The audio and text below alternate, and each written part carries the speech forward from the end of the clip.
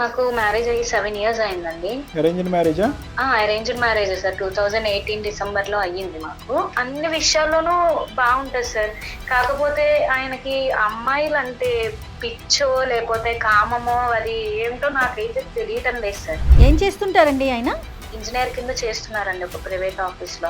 అంటే అమ్మాయిల మీద ఇంట్రెస్ట్ ఉందనే విషయం మీరు ఎలా చెప్తున్నారు? నా ఫోన్ లో వాట్సాప్ స్టేటస్ చూసారు అనుకోండి, నా ఫ్రెండ్స్ తో ఏదో ఒకటి, ఈ అమ్మాయి బాగుంది.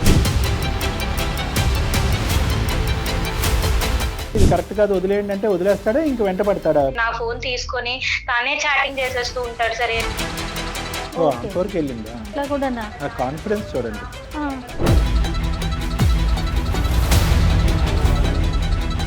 ఈ అమ్మాయిని బైపాస్ చేసి సీక్రెట్గా ఏదైనా చేసినటువంటి అంశం అయితే కనుక 100 మందిని పిలిచి పంచాయతీ పెట్టించుండేది. ఇది చాలు, నేను ఓపెన్ సీక్రెట్. అంతే ప్రేమ వేరే అమ్మాయికి ఎవరికైనా ఇచ్చినప్పుడు ఆ అమ్మాయి కనెక్ట్ అయిపోతే నా జీవితం ఏమైపోవాలి సార్? ఏమో ఆల్రెడీ కనెక్ట్ అయ్యి ఉండొచ్చు అనే భయం కూడా మాకు ఉంది.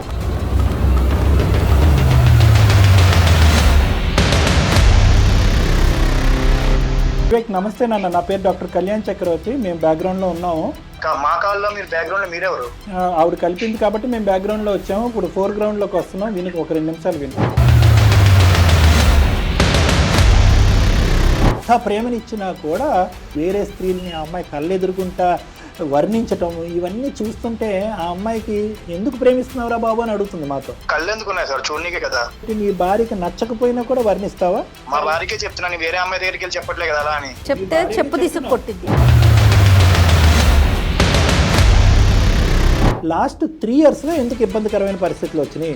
ఇప్పుడు అబ్బాయిలతో అందరితో మాట్లాడుతున్నా, ఇక్కడికి రా అని చెప్పేసి వేరే వేరే వేరే వేరే వేరే వేరే ప్రాబ్లమ్స్ అవుతున్నాయి. అమ్మాయిలతో మాట్లాడటం నాకు ఇష్టం, అంతేగాని వేరే వేరే ఉద్దేశంతో నేను చేయలేదు.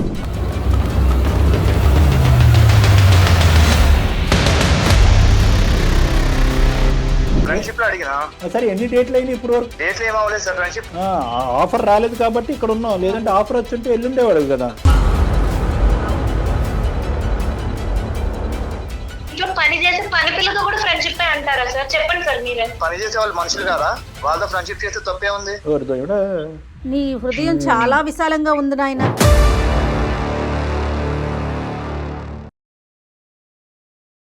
వేరికోస్ వెయిన్స్ కి సరైన చికిత్స కోసం సంప్రదించండి ఎవిస్ హాస్పిటల్. ఏవిసి హాస్పిటల్ సమర్పించు అందమైన జీవితం కార్యక్రమానికి స్వాగతం. నమస్తే కళ్యాణ్ గారు. నమస్తే జగర్. నైనిక అనే ఒక అమ్మాయి మనకి మెయిల్ చేసిందండి. భర్త మీద అమితమైన ప్రేమ, ఆ ప్రేమతో అతను చేసే పనులు అవి మంచివా చెడువా కూడా తను అర్థం చేసుకోలేకపోతుంది. ఎవరికి చెప్పుకోవాలో తెలియక మనకి మెయిల్ చేసిందండి. మరొకసారి కాల్ చేయమంటారు? చేయండి జగర్, తప్పకుండా.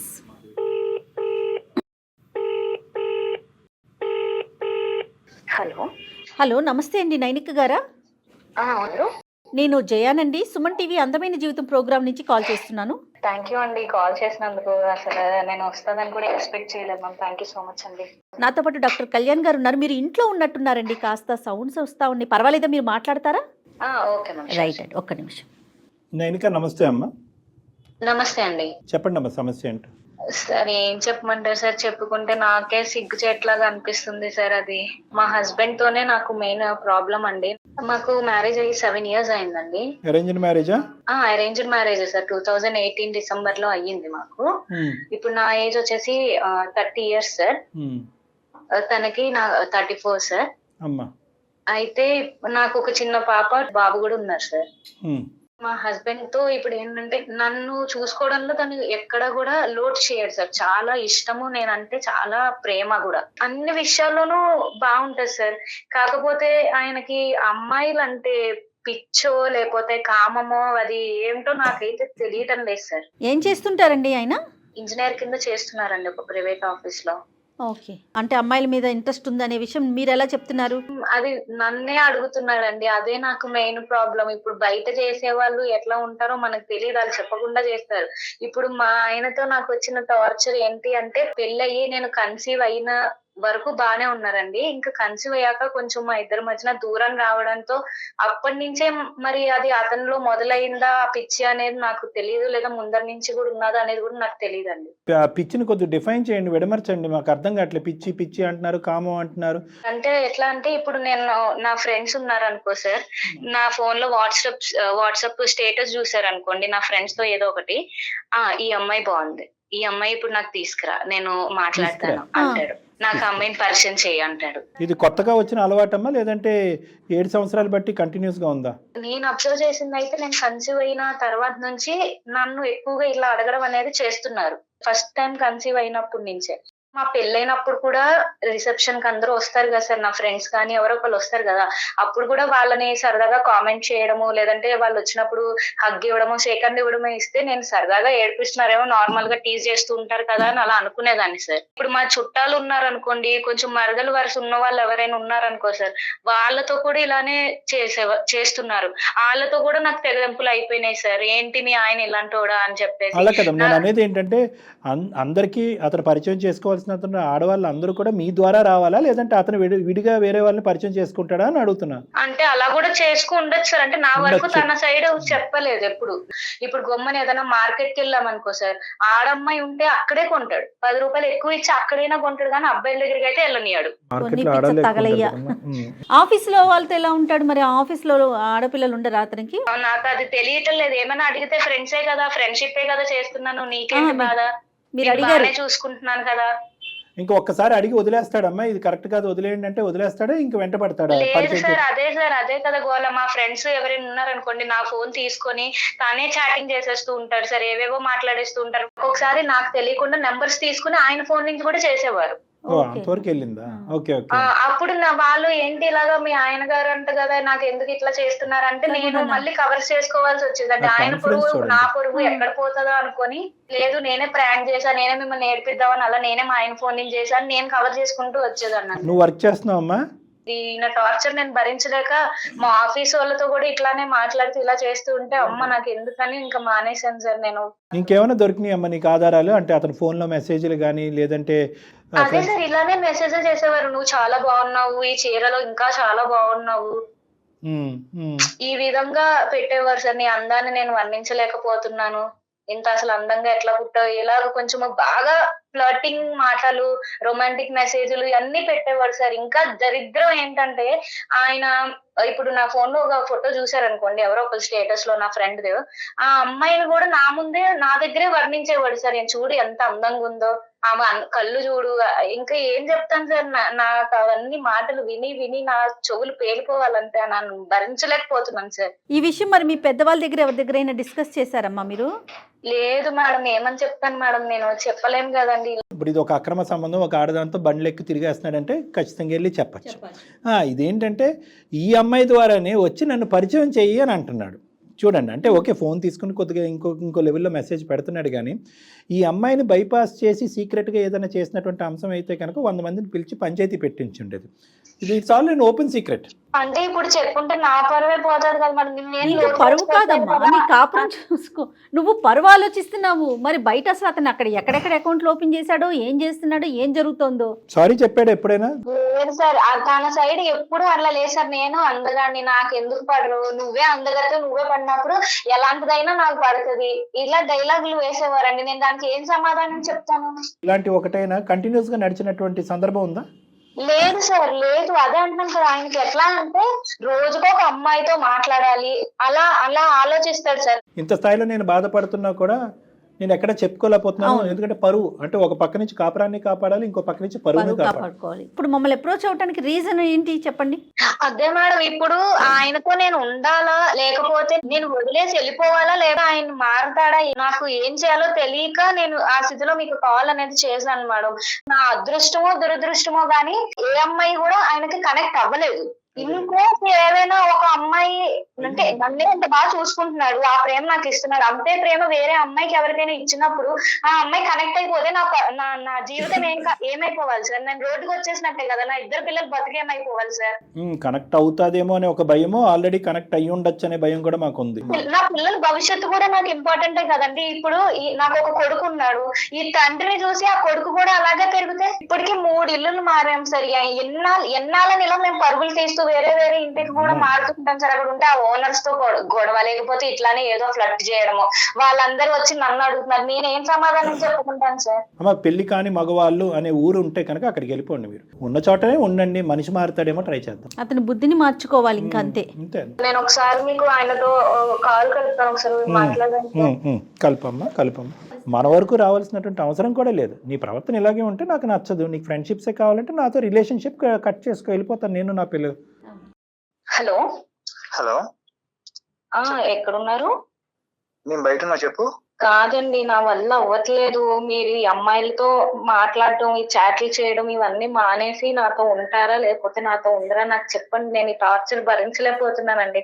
3 years నుంచి మీకు చెప్తాము అనుకుంటున్నా గానీ మీరు చూపించే ప్రేమ వల్ల నేను అది బయట పెట్టలేకపోతున్నాను. నా నోటి నుంచి ఆ మాట రాలేకపోతుంది. కానీ ఇంకా నా సహనం అనేది చచ్చిపోయిందండి.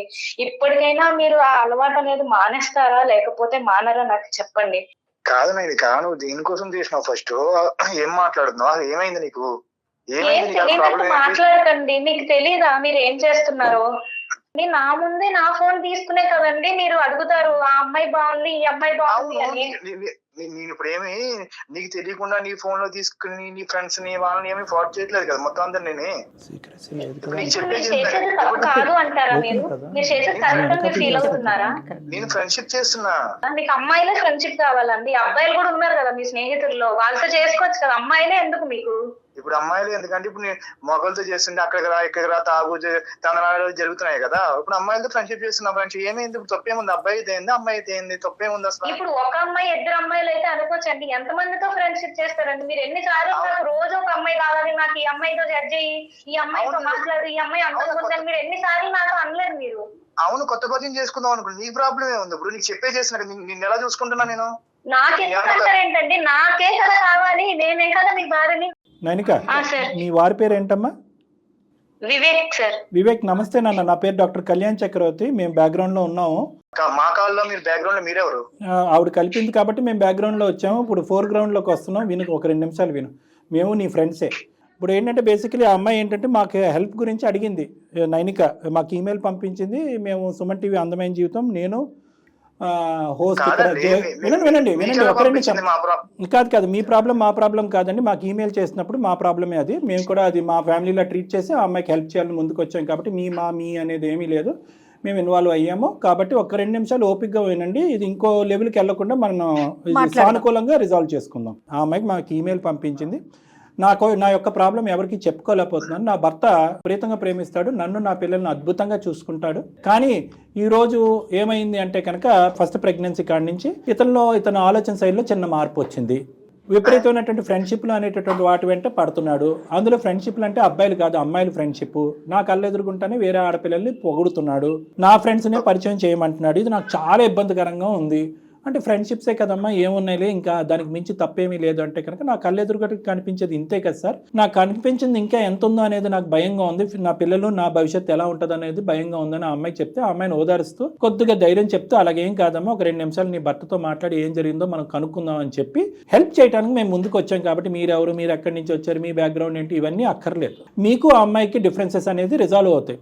లేదంటే ఆ అమ్మాయి క్లియర్ కట్గా ఒక థ్రెట్ ఇచ్చింది, ఇది రిజాల్వ్ అవ్వకపోతే పెట్టిబేడ నా పిల్లల్ని చదువుకుని వెళ్ళిపోతానండి అని కూడా చెప్పింది మాకు. అంత ప్రేమగా చూసుకుంటే ఎట్లా వెళ్ళిపోతుంది? అదే ప్రేమ అనేటటువంటిది మీ నిర్వచనం కాదండి. నువ్వు ఎవరినైతే ప్రేమిస్తున్నావో వాళ్ళ నిర్వచనం కూడా మీరు వినాలి. అంటే నువ్వు ఎంత ప్రేమనిచ్చినా కూడా ఇక్కడ నువ్వు వ్యవహరించే తీరు, పద్ధతి, వాడేటటువంటి పదాలు, వేరే స్త్రీలని ఆ అమ్మాయి కళ్ళెదురుకుంటా వర్ణించటం, ఇవన్నీ చూస్తుంటే ఆ అమ్మాయికి ఎందుకు ప్రేమిస్తున్నావురా బాబు అని అడుగుతుంది మాతో. కళ్ళు ఎందుకున్నాయి సార్? చూడనీకే కదా. ఉన్నాయి వర్ణించినకే కదా ఉన్నాయి, అదే వర్ణిస్తున్నా కదా, నేను తప్పుగా వర్ణించట్లేగా, ఉన్నదే చెప్తున్నాను కదా. అంటే నువ్వు వర్ణించేటటువంటిది ఎదురుగా ఉండేటటువంటి నీ భార్యకి నచ్చకపోయినా కూడా వర్ణిస్తావా? మా భార్యకే చెప్తున్నాను, వేరే అమ్మాయి దగ్గరికి వెళ్ళి చెప్పట్లే కదా అలా అని. చెప్తే చెప్పు తీసుకు కొట్టిద్ది. నీ భార్యకే చెప్తున్నావు. ఇప్పుడు బయట వాళ్ళు మీ భార్యను అలా వర్ణించినా కూడా మీకు ఓకేనా? ఒకసారి క్లారిఫికేషన్ గురించి అడుగుతున్నాను. అది ఎలా కుదురుతుంది అంటే, నీకు ఒక పుస్తకం భగవంతుడు, ఆడవాళ్ళకి ఒక పుస్తకం రాశాడా? నేను ఫ్రెండ్షిప్ చేస్తున్నా సార్ అమ్మాయిలతో, నేను ఫ్రెండ్ చేయలేదు కదా సార్. మీ ఆవిడతో కూడా ఎదురింటి అంకులు ఫ్రెండ్షిప్ గా చేసి ఒక ఫోన్ కాల్లో ఒక మెసేజ్ పంపిస్తాడు, వర్ణిస్తాడు. మరి అది కరెక్టా తప్పా? కరెక్ట్ కాదు సార్ అది. భార్యాభర్తలుగా మీరు 7 సంవత్సరాల పాటు అసలు ఈ సమస్య రానటువంటిది లాస్ట్ 3 years లో ఎందుకు ఇబ్బందికరమైన పరిస్థితులు వచ్చినాయి? ఇప్పుడు అబ్బాయిలతో అందరితో మాట్లాడుతున్నా, అక్కడికి రా ఇక్కడికి రా అని చెప్పేసి వేరే వేరే వేరే వేరే వేరే వేరే ప్రాబ్లమ్స్ అవుతున్నాయి. నాకు ఒక అమ్మాయిలతో నాకు చాట్ చేయడం, అమ్మాయిలతో మాట్లాడటం నాకు ఇష్టం, అంతేగాని వేరే వేరే ఉద్దేశంతో నేను చేయలేదు. కాదు నేను ఏమన్నా మోసం చేశానా? నిన్ను మోసం చేయడం ఏంటండి? ఇప్పుడు నేను కాలుస్తాను, నొప్పిగా ఉంటది, భరించు అంటున్నట్టు ఉంది. నేను చేసేది చేస్తాను, నీకు ప్రేమను ఇస్తున్నాను కదా, నువ్వు హ్యాపీగా ఉండు అంటున్నారు మీరు. నీకు ఎందుకు అలా అనిపించింది? ఇప్పుడు నీకు చెప్పే చేసినా కదా, నేను నీకు చెప్పకుండా చేయట్లేదు కదా ఏమిని. నేను ఫ్రెండ్షిప్ చేసినానికి ఏం తప్పు అనిపించింది అందులో?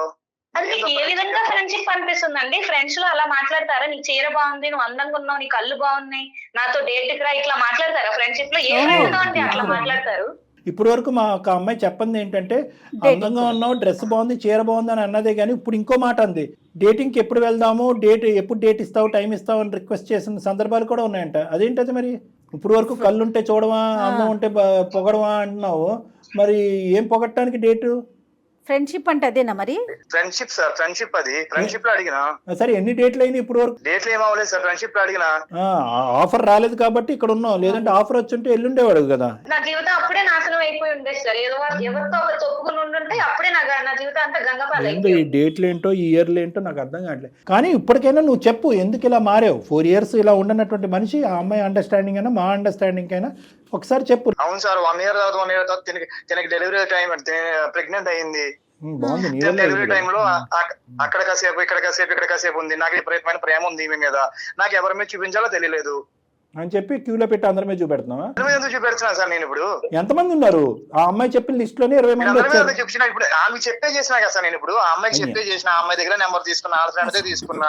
చెప్పిన తర్వాత సంతోషించిందని భార్య బాధపడిందా? నాకు ఇప్పుడు బాధపడుతుంది సార్. నాకు విపరీతమైన ప్రేమ ఉంది, ఈమె ఇక్కడ నా దగ్గర ఉండట్లేదు, నేనేం చేయాలి అప్పుడు? ఆ అమ్మాయి నీకు దూరంగా ఉండటం వల్ల నీ మైండ్ డైవర్ట్ అయ్యి ఎక్కడో బట్టలు నొక్కేవు నువ్వు.